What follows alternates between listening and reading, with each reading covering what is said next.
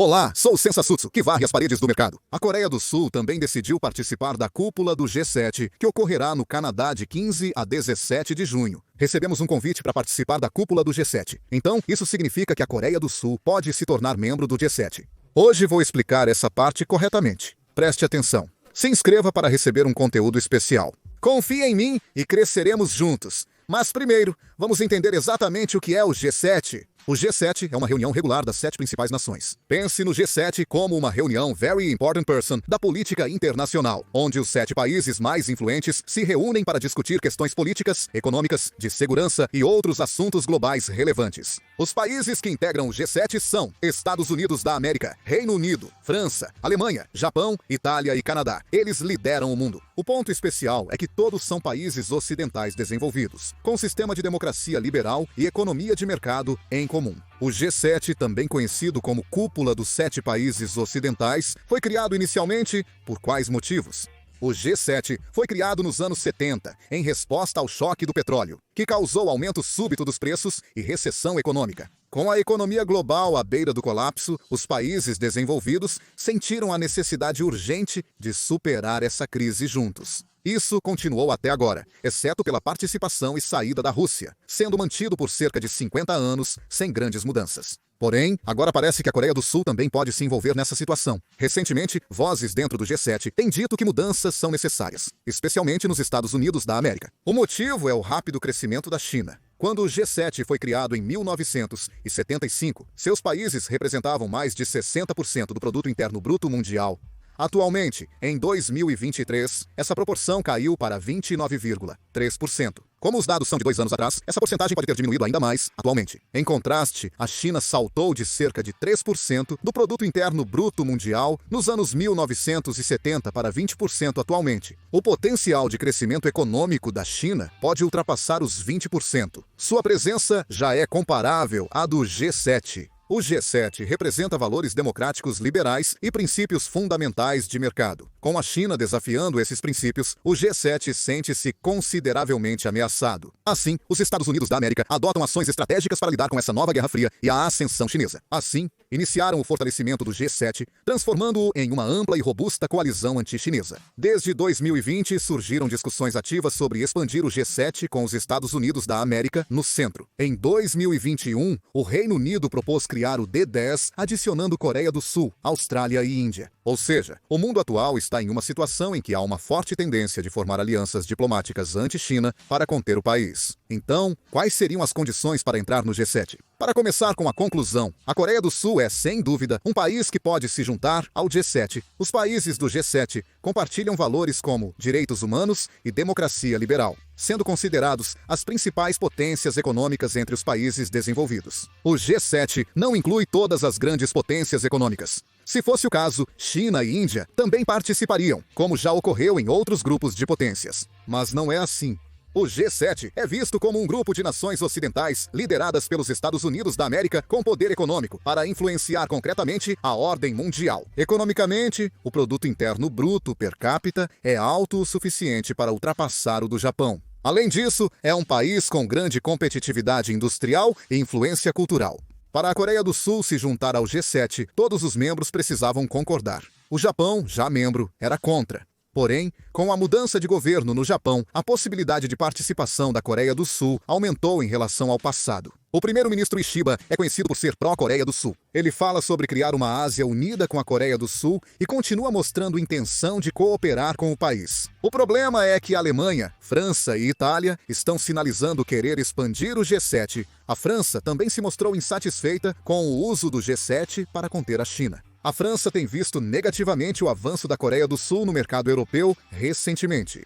Eles seguem impondo restrições à exportação, visando limitar o acesso. Além disso, houve relatos de que a França utilizou sua agência de inteligência para sabotar a exportação de energia nuclear para a Tcheca. Assim, a França se opõe à entrada da Coreia do Sul no G7, posição que não deve mudar em breve. Também abordei isso em vídeo.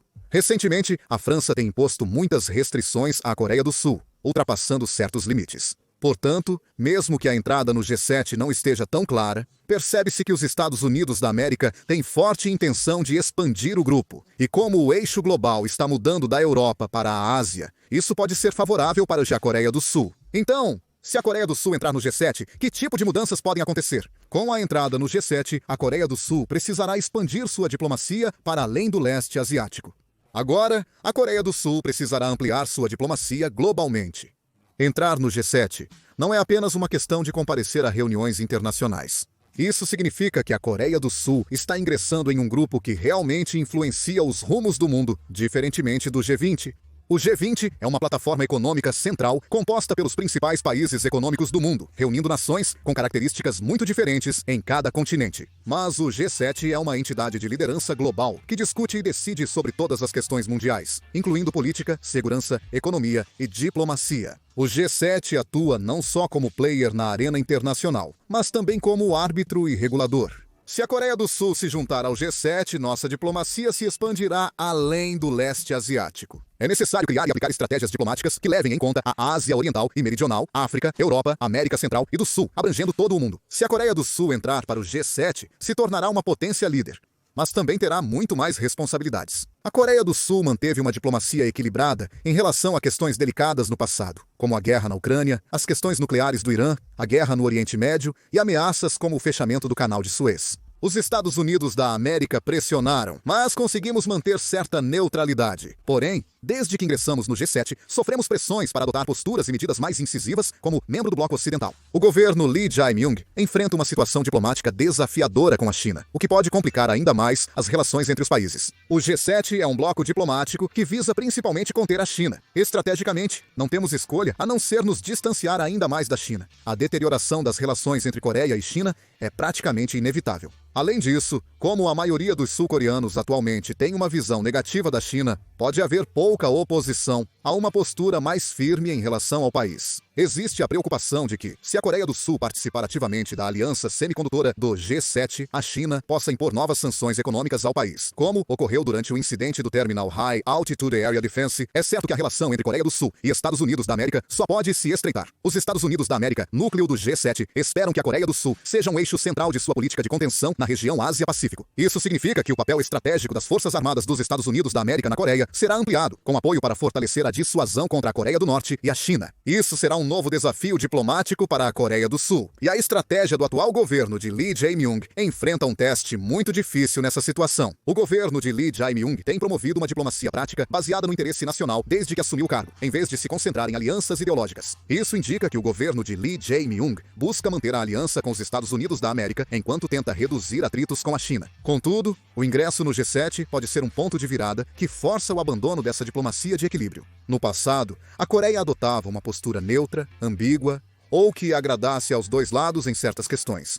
Isso era possível, certo? Se a Coreia do Sul se tornar membro do G7, terá que participar de declarações, sanções e avaliações conjuntas. Quando surgirem declarações do G7 sobre a China, o governo sul-coreano enfrentará dilemas diplomáticos delicados. Se a Coreia não assinar a declaração, pode haver atritos no G7. Se assinar, pode sofrer retaliações da China. Isso não é apenas uma questão de opinião, mas está ligado à credibilidade diplomática da Coreia do Sul. Por isso, o país pode ficar bastante cauteloso. Isso pode fortalecer a posição da diplomacia sul-coreana. Trata-se de estabelecer uma política diplomática que lidere o mundo, não apenas de diplomacia bilateral com outros países. Além disso, um discurso ou decisão em uma cúpula internacional pode impactar de imediato a política interna, sendo necessária cautela. Mas o mais importante é a mudança de percepção entre nós.